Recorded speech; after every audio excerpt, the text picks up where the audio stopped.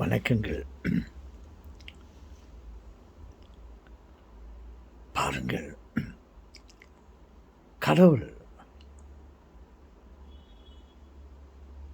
நமக்கு கொடுத்து கொண்டே இருக்கிறார்.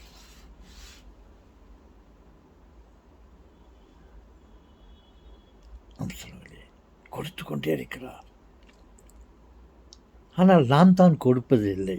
கொடுப்பதற்கு யோசிக்கிறோம். தாத்தா, கடவுளுக்கு கொடுக்காரு தாத்தா. நம்ம நான் கடவுளா கொடுக்கறதுக்கு? என் செல்வமே, நாம் எல்லோரும் கடவுள். பார், அது கோழி ஆமா தாத்தான்னு சொல்லுது. நாம் எல்லோரும் உண்மையிலேயே கடவுள். கடவுள் உறுப்பிலே இருந்து பிரிந்து வந்த ஒரு பாகம், கடவுளுடைய பாகம் வந்து நமது உடம்பில் வந்து சேர்ந்து விட்டது. நான் எப்போ அதுக்கு உயிர் என்னும் கடவுள் நம் உடலில் சேர்ந்து விட்டாரோ, பாருங்கள், நாம் மறந்து விடுகிறோம். ஆம், மனிதனாக பிறந்தால் மறந்து விட வேண்டும் என்ற ஒரு நிர்பந்தம் இருக்கிறதோ, அதே கடவுள் தான் நம் மனதிலே இருக்கிறார், உடலிலே இருக்கிறார், உயிராக இருக்கிறார். சொல்லுங்களே, கடவுள் தான் உயிர். அப்படி இருக்கும்போது நாம் நமது கடமைகளை செய்ய மறந்து விடுகிறோமே. மனித உடல் என்றால் அவ்வளவு மோசமானதா? அப்படி சொல்வார்கள்.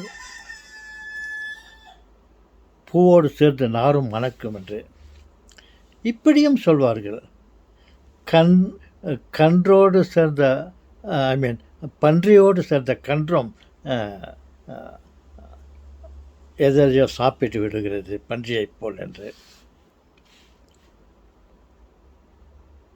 அப்படி இல்லாமல் பூவோடு சேர்ந்த நாரும் மணக்கும் என்ற வகையில் நாம் இருப்பது நல்லது. உடல் இறைவன் நம் உடலிலே வந்து சேர்ந்து விட்ட பிறகு நாம்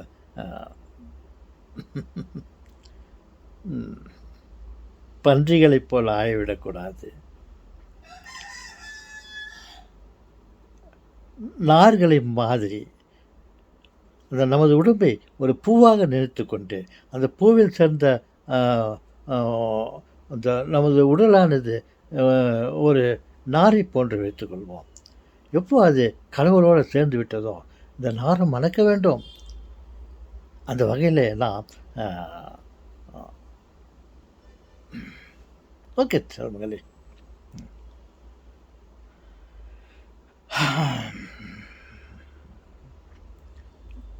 தர்மம் செய்வோம்.